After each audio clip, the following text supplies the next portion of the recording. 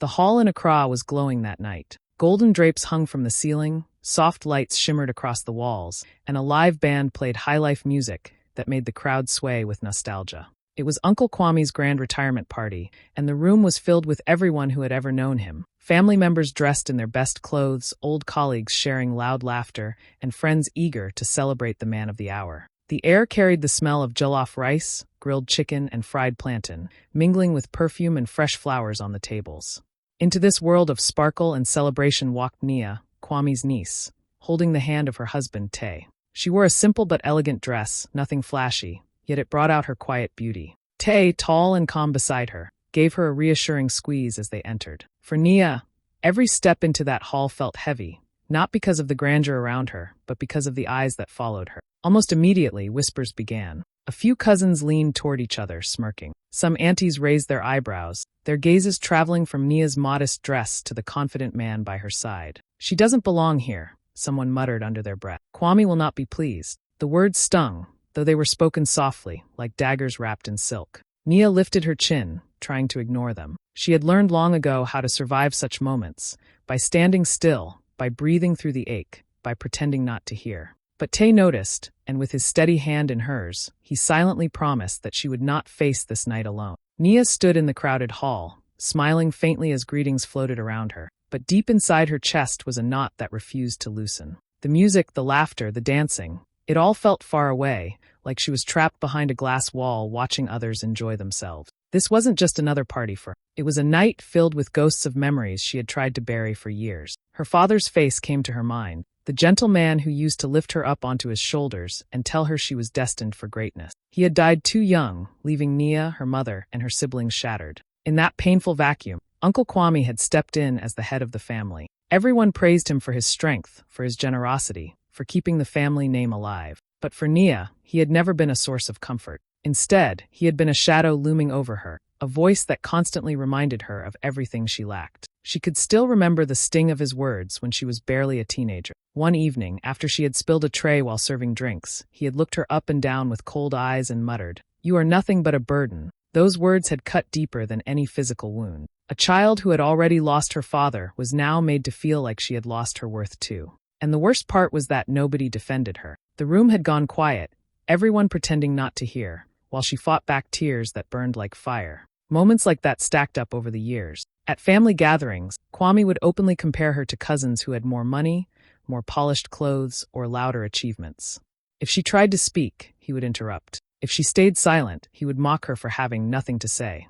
Slowly, Nia learned the art of shrinking, of folding herself small so she would not attract attention, so she would not invite another wound. Now, standing in this hall decorated in Kwame's honor, she could almost feel the echoes of those humiliations clinging to the walls. Every smile she forced felt heavy. Every whisper she overheard about her background reopened old scars. The celebration, which for many was about pride and joy, felt for her like walking into the very heart of a storm she had survived 1,000 times. Tay leaned close and whispered something light-hearted in her ear, trying to distract her, and she managed a soft laugh. But behind the laugh was the memory of a little girl, standing in front of her powerful uncle, wishing for kindness and receiving cruelty instead. That little girl still lived inside her, bruised but breathing, and tonight she feared that the past she carried might once again come alive in front of everyone.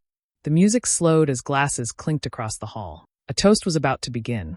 All eyes turned to Uncle Kwame as he stood tall in his crisp agbada, a proud smile stretched across his face. He raised his glass, thanking everyone for coming, bragging about his career, his achievements, and how he had carried the family on his back. People nodded and clapped politely, though some exchanged knowing looks. Then, in the middle of his speech, his eyes locked on Nia. The smile on his face twisted into something sharper. He lowered his glass and pointed straight at her. The room stilled. "And yet," he said loudly, his voice cutting through the music, "we still allow certain people to walk into gatherings like this. People who don't belong. People who add no value." For a second, Nia thought maybe he wasn't talking about her. She wanted to believe the heat crawling up her neck was just her imagination. But then he jabbed his finger again, this time without doubt. "You, Nia," he said, his voice dripping with scorn. "Why are you even here? What makes you think you should sit among people of class and respect?" The words pierced her chest.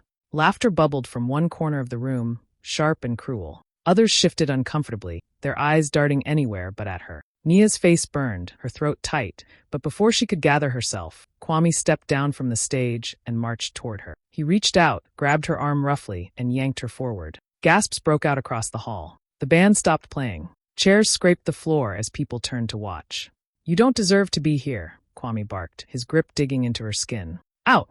With a shove, he pushed her toward the exit. Nia stumbled, her heels slipping against the polished floor. A murmur ran through the crowd, shocked voices, whispers, nervous laughter. Some people covered their mouths, others shook their heads, but no one moved to stop him. Nia's heart pounded as if it would burst from her chest. The humiliation was unbearable. It was the same sharp pain she had felt as a child, magnified now by dozens of watching eyes. She could hear the silence between the whispers, heavy and suffocating. Every step she was forced to take toward the door felt like another nail sealing her into a box of shame. Her eyes blurred with tears, but she refused to let them fall. Not here, not in front of all these people. She bit her lips so hard she could taste blood, her whole body trembling. And yet, even in that moment, she felt the steady presence of Tay beside her. He hadn't spoken yet, but she could feel his anger radiating like fire, his hand clenched at his side. The room had turned against her, but she knew he was about to change everything. The hall, once buzzing with laughter and music, now felt frozen in place. All attention was on Nia,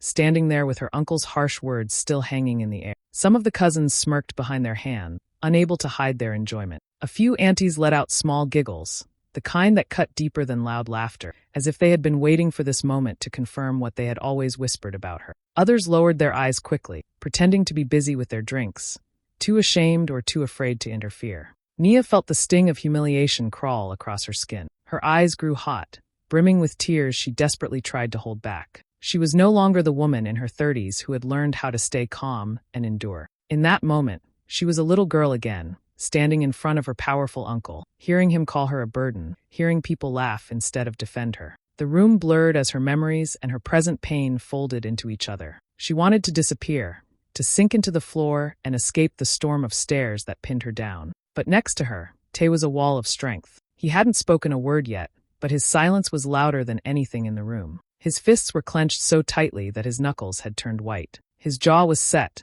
and his eyes burned with a fire that made even those standing nearby uneasy. He wasn't just angry, he was holding back a fury that was ready to erupt at any second. The tension spread like smoke. Conversations died mid-sentence. The clinking of glasses stopped. Even the band members exchanged nervous glances, their instruments hanging silently in their hand. The celebration, which only moments ago had been filled with clapping and cheerful toasts, had shifted into something heavier, darker. It was as though the entire hall was holding its breath. Some people whispered under their breath, trying to justify Kwame's cruelty. "He's the head of the family, he can say what he wants." Others muttered, "He went too far this time." But no one stepped forward. No one tried to take Nia's arm and guide her back into safety. She was standing there alone, her shame put on display for everyone to witness. Still, in the middle of that humiliation, she could feel Tay's steady presence beside her, like a shield ready to rise. He didn't laugh. He didn't look away. He didn't cower before the patriarch that everyone else feared. Instead, he stood tall, his silence screaming louder than all the whispers in the room. And slowly, the energy began to shift. People felt it. The giggles quieted. The shameful glances grew restless. Something was about to happen, and it was clear the night would not end the way Uncle Kwame had planned.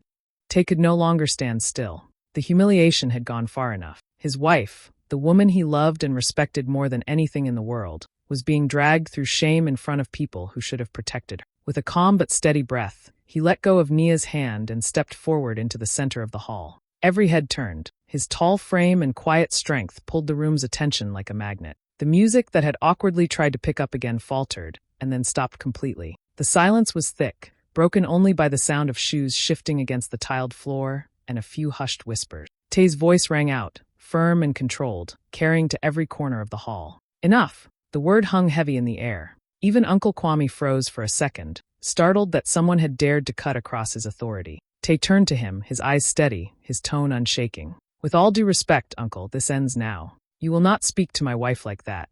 Not here. Not ever again." Gasps rippled through the crowd. No one had ever spoken to Kwame in that way, not in public, not in private. But Tay didn't flinch. He placed his arm gently around Nia's shoulders, holding her close as he continued. His voice carried both love and fire. "She is my wife. She is my queen. And she is the strongest woman in this room. The hall went so quiet that even the sound of someone swallowing could be heard. People who had laughed earlier now stared wide-eyed, unable to believe the audacity of his words. Nia, standing beside him, felt her knees weaken, not from shame this time, but from the weight of his fierce loyalty. Kwame opened his mouth to speak, but Tay raised his hand slightly, stopping him before a word could come out. The respect in the gesture was clear, but so was the warning. You may have power in this family, uncle, but that does not give you the right to destroy someone's dignity. For years you have torn her down, and tonight you tried to finish it in front of everyone. But I will not allow it. She deserves honor, not humiliation. She deserves applause, not whispers. And if you cannot give her that, then I will. The silence thickened. No one moved. Even the servers who had been quietly passing drinks stopped in their tracks, trays trembling in their hands. The entire hall seemed to hang on Tay's word. For the first time, Nia felt the weight lift off her shoulders. She wasn't standing alone anymore. Tay's boldness had turned the humiliation into a moment of reckoning. The celebration had stopped, but something far more powerful had begun. Tay let the silence hang for a moment, letting the weight of his words settle in the room. Then he took a step closer to the microphone and spoke again, his voice steady but full of emotion. You think you know someone, he said, turning slightly toward the crowd. You think you can judge their worth by appearances, by the clothes they wear, or the wealth they carry. But sometimes the strongest people are the quietest, the ones who give without asking for recognition. All eyes turned to Nia. She felt heat rise in her cheeks, not from shame this time, but from something unfamiliar. Anticipation, curiosity, and the tiniest flicker of hope. Tay's gaze softened as he looked at her. Nia has been working quietly for years, he said. She has been funding schools for children in our region, girls who would have dropped out, who would have lost their chance at education if it weren't for her help. The crowd stirred. Whispers began, then grew louder as the words sank in. People who had sneered at her only moments ago now leaned forward, straining to hear. Tay continued. Hundreds of girls have been able to stay in school because of her. Hundreds of young lives saved. And she never asked for thanks, never told anyone, never sought recognition. She did it because she believed in giving, in helping, in lifting others when she could. A murmur of awe spread through the hall. Eyes widened, mouths opened in surprise. Some people covered their mouths in shock, unable to reconcile the quiet, modest woman they had dismissed with the life-changing work Tay had just described. Nia's hands trembled slightly. She had never spoken of her charity work at family gathering, partly out of humility and partly out of fear. Fear that it would be dismissed, ignored, or worse, used against her. And now, here in front of the people who had mocked her, her deeds were being revealed for all to see. Tay looked around the room, his eyes scanning every face, making sure the message landed. This is the woman you laughed at. This is the woman you whispered about. This is the woman you tried to humiliate tonight. His voice rose, but not in anger, in pride. And yet she has done more for our community than most of you could even imagine. Gasps and soft exclamations filled the hall. The whispers of ridicule faded, replaced by words of admiration, of respect, even of shame. People who had been ready to condemn now found themselves applauding silently, heads nodding in acknowledgement of her courage and generosity. Nia felt tears prick her eyes, but they were no longer tears of humiliation. They were tears of validation, of release, of quiet triumph. The weight of years of judgment and scorn seemed to lift from her shoulders, replaced with a light she had never allowed herself to feel before in front of these people. In that moment, the crowd's eyes were no longer on a modest niece. They were on a woman who had quietly changed lives, and the shame they had inflicted began to crumble under the power of truth. For the first time, Nia felt seen, not for what she lacked, but for everything she had given.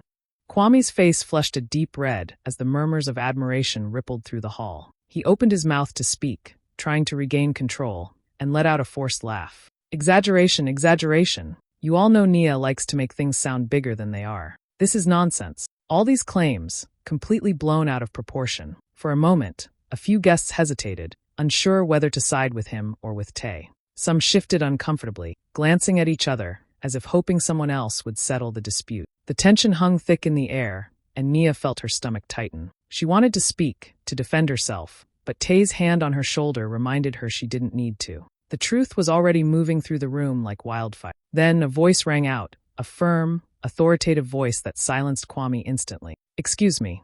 All heads turned to see the local mayor rising from his seat near the back of the hall. His suit was impeccable, his presence commanding, and his eyes shone with respect as they landed on Nia. I believe I can confirm what Mr. Tay has just shared. The crowd went quiet again. Kwame's mouth opened, but no words came. The mayor continued. Nia has been a quiet hero in our community. She has funded schools and programs for children, especially girls who might otherwise have been forced to leave school. Hundreds of children have benefited from her generosity, and the city recognizes her efforts. In fact, we will be honoring her officially next month for her outstanding contribution to education and community development." The words hit the hall like a wave. Gasps of surprise filled the room. People who had moments ago been smirking now stared wide-eyed, some even murmuring apologies to each other. The weight of Kwame's earlier humiliation began to crumble. Tay squeezed Nia's shoulder gently, and she felt a warmth spread through her chest. She hadn't sought recognition, but here it was, undeniable and public. The crowd erupted into applause. Hands clapped, feet stomped lightly, and cheers echoed through the hall. Nia blinked back tears, overwhelmed by the sudden shift from shame to honor. Kwame's laugh died in his throat. He turned redder, looking around at the faces that had once nodded at his authority, but were now filled with respect for Nia. His words of dismissal had no weight against the truth confirmed by someone everyone respected. Nia stood taller, her shoulders squared, a quiet smile forming as she realized the power of what had just happened. The tables had turned completely, and the room that had once held her in contempt now celebrated her courage and impact. For the first time that night, the party felt like a true celebration, not just of Kwame's retirement, but of the strength, grace, and unwavering dedication of a woman who had been underestimated for far too long. The applause didn't just honor Nia's work. It silenced the doubts, the whispers, and the cruelty, replacing them with admiration that would be impossible to ignore. The energy in the hall had changed completely. Where Kwame had once held everyone's attention like a king, now the focus had shifted. All eyes were on Nia. Her presence, once dismissed and ridiculed, now commanded the room with quiet authority. People leaned in, whispering among themselves, and for the first time, they spoke openly about the cruelty they had witnessed from Kwame over the years. "Has he always been like this?" someone murmured. Another voice replied, "Yes, but no one ever spoke up before." A ripple of acknowledgement moved through the crowd, as if years of silent complicity were finally being recognized. The room buzzed not with celebration, but with a collective reckoning. Kwame's confident facade began to crumble. His face turned a deep crimson, his lips pressed tightly together as he realized the shift. The smirks, the stares, the whispers, they were all against him now. The authority he had wielded for decades in this family and among his peers had evaporated, leaving him exposed and vulnerable. Every word he had ever used to belittle others, every jab he had made at Nia, now reflected back on him. He tried to laugh it off, to regain control, but the sound came out hollow and forced. The audience no longer followed his lead. Even his closest friends and colleagues avoided his gaze, uncomfortable with the way the truth was unraveling before them. Every attempt to assert dominance failed, leaving him smaller and weaker in the eyes of those he had once commanded. Meanwhile, Nia stood tall, the weight of years of humiliation lifting from her shoulders. She no longer felt like the little girl who had been called a burden. The woman who had quietly given so much, who had endured insult and scorn, now radiated strength and grace. Her chin was high, her eyes steady, and her calm presence filled the space that Kwame's arrogance had once occupied. People looked at her with admiration and respect, some nodding silently, others whispering words of praise. It was a complete reversal. The niece who had been dismissed, the weak link of the family in some eyes, was now the one who held moral authority. The contrast between her composed strength and Kwame's faltering pride was impossible to ignore. Even Kwame's attempts to speak fell flat. His voice, once booming and commanding, now sounded small, strained, and powerless. Every gesture he made was met with polite avoidance or pointed silence. The hall, once his stage, had become a mirror reflecting his failures, his cruelty, and his loss of respect. And in that space, Nia didn't gloat. She simply stood, poised and dignified, her presence speaking louder than any words could. She had survived years of pain and humiliation, and now, the very people who had once doubted her were witnesses to her triumph. For the first time, she felt the full weight of respect, not given out of fear or obligation, but earned through strength, courage, and unwavering. Nia took a slow breath and stepped forward, feeling the weight of every eye in the hall on her. The whispers and murmurs had quieted, the applause of surprise had faded, and now there was a stillness that felt almost sacred. This was her moment, but she did not feel the need to boast or strike back. She had endured enough cruelty to know that power used to humiliate was hollow, and strength used to demean was fleeting. Her voice, calm and clear, cut through the silence. "Respect," she began, letting each word land carefully, "should never be measured by money or titles. True honor comes from how we treat each other." The words were simple, but they carried the weight of her entire life. The years of being overlooked, the whispered insults, the public humiliations, and the quiet sacrifices she had made for others. The crowd shifted, leaning in as if they were hearing something that had always been true, but had never been spoken aloud in this family. Some people nodded slowly, eyes wide with understanding. Others wiped tears from their cheeks, moved in a way they had not expected. Even those who had laughed at her earlier now looked at her with a kind of awe.